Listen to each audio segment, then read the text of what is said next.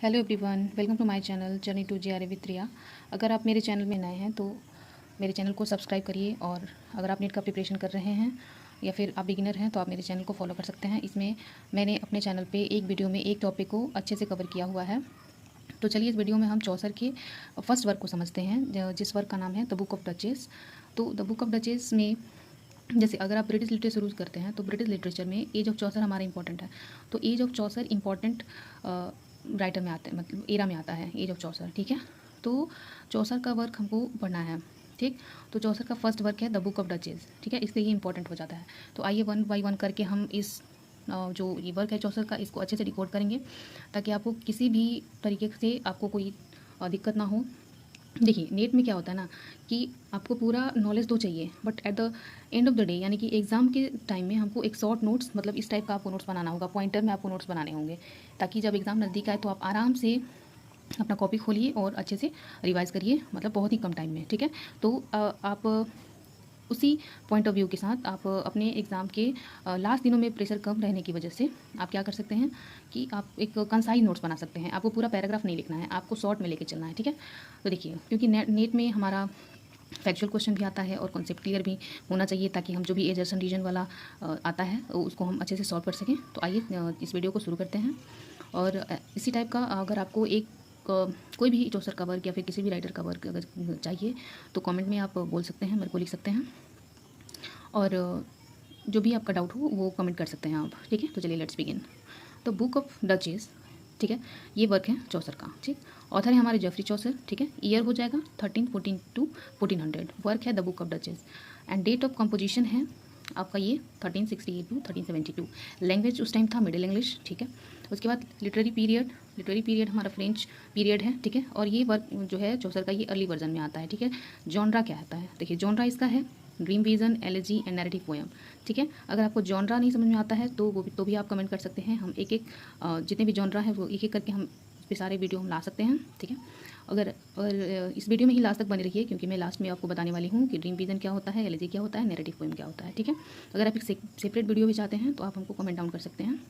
चलिए, तो इसका फॉर्म है ऑक्टा सिलेबिक, और ऑक्टा सिलेबिक क्या होता है, इसमें 8 सिलेबल होता है। ठीक है, और ये एक राइमिंग कपलेट है, यानी कि इसको मतलब गा के सुनाया जाता है। ओकेज़न क्या था, हर एक वर्क को लिखने के पीछे एक कारण होता है, एक ओकेज़न होता है। ठीक है, तो ओकेज़न है इसका, रिटन था किसके लिए, after the death of balance of Lancaster के डेट पे ये लिखा गया था। ईयर था 1368। ठीक है, पर्पस था to mourn Blanche's death and console John of Gaunt. ठीक है, एंड इम्पॉर्टेंट, ये क्यों इंपॉर्टेंट हो जाता है, क्योंकि चौसर का फर्स्ट मेजर ओरिजिनल वर्क है। ठीक है, चौसर के बहुत सारे वर्क हैं लेकिन ये ओरिजिनल पोएम है और ये फर्स्ट आपका मेजर ओरिजिनल पोएम है, इसलिए ये वर्क जो है बिल्कुल आपका इंपॉर्टेंट हो जाता है। So let's move on the next topic. तो देखिए किसी भी वर्क को अगर आपको अच्छे से जानना है तो आप ये जान सकते हैं कि इसका हिस्टोरिकल बैकग्राउंड क्या है। तो हिस्टोरिकल बैकग्राउंड अगर आप देखेंगे तो written during the reign of the king Edward third. ठीक है, और किंग एडवर्ड थर्ड के शासन, रीन मतलब होता है शासनकाल। ठीक है, उनके शासनकाल में यानी कि रूलिंग पीरियड में ये वर्क को लिखा गया है। ठीक है, और एडवर्ड थर्ड का आपका ये है 1327 टू 1377। ठीक है, इन 1368 balance of Lancaster the first wife of John count diet, मतलब मर गई थी, उसके मतलब उन्हीं के डेट पे लिखा गया है, इसलिए ये एक एलिजी भी है। John of ground was the Duke of Lancaster. ठीक है, ड्यूक मतलब होता है राज, मतलब सॉरी राजा, मतलब ठीक है राजा। The fourth son of Edward third. ठीक है, जॉन काउंट कौन थे, एडवर्ड थर्ड के चौथे पुत्र थे। ठीक है, and an important pattern of चौसर। ठीक है, पैट्रन ऑफ चौसर, तो चौसर के इंपॉर्टेंट पैट्रन भी थे।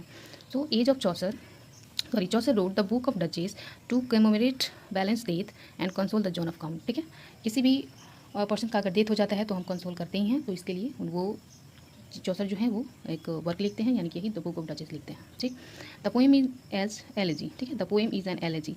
एलेजी क्यों है और एलेजी क्या है, अगर आप एलेजी जानते हैं तो ठीक है, बहुत अच्छी बात है, क्योंकि एलेजी पूछा हुआ था और हर एक साल मतलब नेट में बहुत बार आ चुका है। तो आप एलेजी अच्छे से समझना बहुत ज़रूरी है कि एलेजी होता क्या है। ठीक है, और वैसे इस वीडियो में मैंने बता रखा है, इसलिए आप प्लीज़ इस वीडियो को लास्ट तक देखें, और मैं ये आपको मतलब बता सकती हूँ कि द बुक ऑफ डचेस में आपको कोई भी डाउट नहीं होगा। ठीक, to because it mourn the death of Blanche while praising her virtue. ठीक है, ये पोएम लिखा गया था मतलब उनके डेथ पे उनको मॉर्न करने के लिए। ठीक है, यानी कि दुख, यानी कि शोक प्रकट करने के लिए वो लिखे थे, और साथ ही साथ उनके जो वर्च्यूज़ हैं उसको प्रेज करने के लिए लिखे थे। ठीक है, at it reflects the influence of French medieval literature, especially the dream vision tradition and the symbolism clarity sorry Kotli love tradition, ठीक है। ये उस टाइम कोटली लव ट्रेडिशन चलता था, उसको ही वो फॉलो करते हैं।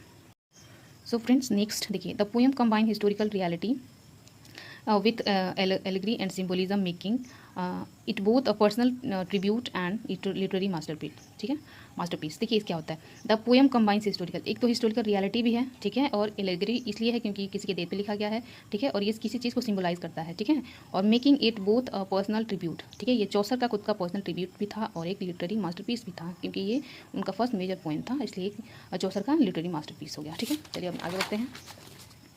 सो फ्रेंड्स, अगर आप ऐसे ही नोट्स बनाना चाहते हैं तो ये भी आप मेरे चैनल पे या फिर कमेंट में बता सकते हैं कि मैंने ये कहाँ से अपना ये नोट्स बना रखा है, और इस टाइप से आप अगर नोट्स बनाना चाहते हैं तो ज़रूर हमको कमेंट में बताएं, ठीक है। एंड आपको बिल्कुल इसी तरीके से पॉइंट बाई पॉइंट आपको नोट्स बनाने हैं, ठीक।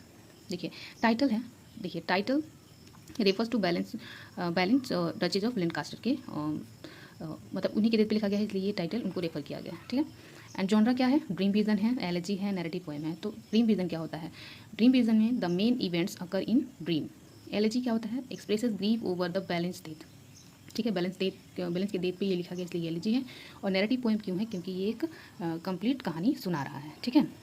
और हाँ फ्रेंड्स देखिए, नीट में क्या होता है कि सोर्स और इन्फ्लुएंस ऐसा क्वेश्चन आते रहता है, ठीक है, कि ये जो वर्क है वो किसके डेट पे या किसी इन्फ्लुएंस होकर लिखा गया है।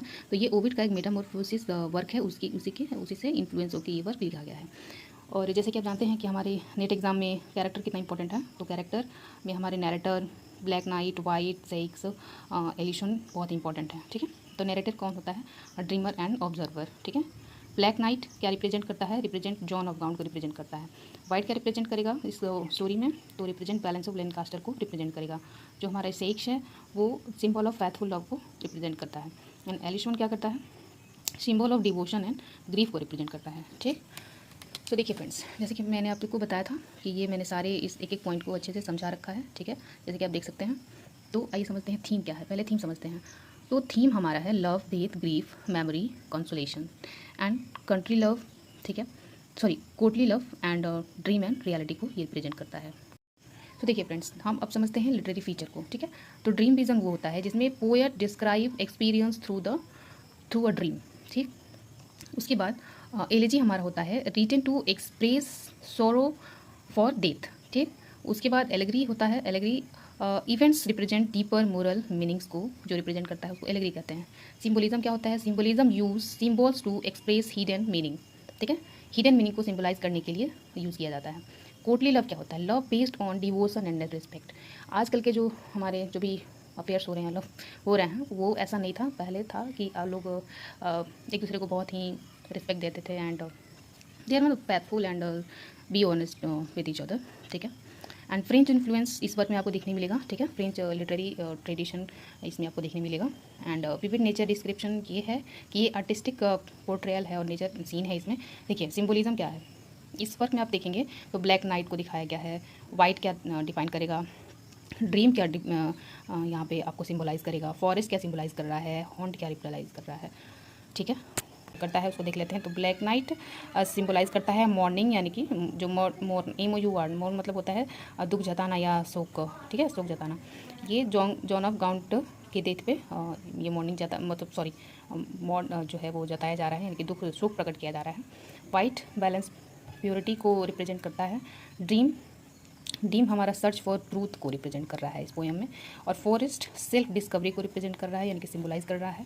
और हंट जो है वो जर्नी टुवर्ड्स अंडरस्टैंडिंग को सिंबलाइज कर रहा है, ठीक है। So let's move on the next.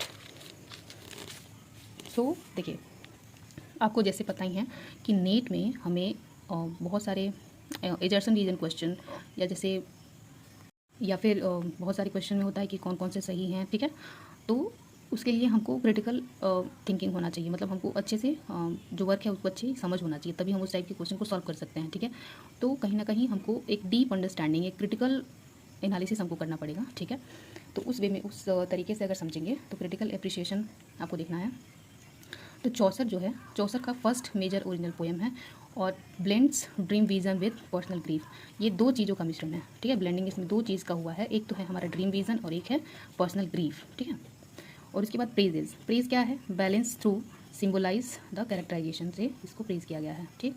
And mark the beginning of Chaucer mature poetic career को ये क्या कर सकता है, मार्क कर रहा है, मतलब शुरुआत। कहीं ना कहीं ये इसमें ये दिखाया गया है कि उनके पॉलिटिकल करियर का ये शुरुआत है। ठीक है, चलिए अब हर एक वर्ग के बाद हमें 2 या 1 या फिर जितना भी हो सके हम PYQ भी आपको दिखाएंगे, ताकि आपको ये बिलीव हो सके कि हाँ ये क्वेश्चन या मतलब ये वर्क इंपॉर्टेंट है और इसको हमको अच्छे से तैयार करना है। ठीक है, क्योंकि आपको नेट या JRF में 1 नंबर से आप चुक जाते हैं तो बहुत ही दुख होता है, मतलब पास जाके आप अगर नहीं क्लियर कर पाएंगे तो बहुत ही दुख होता है।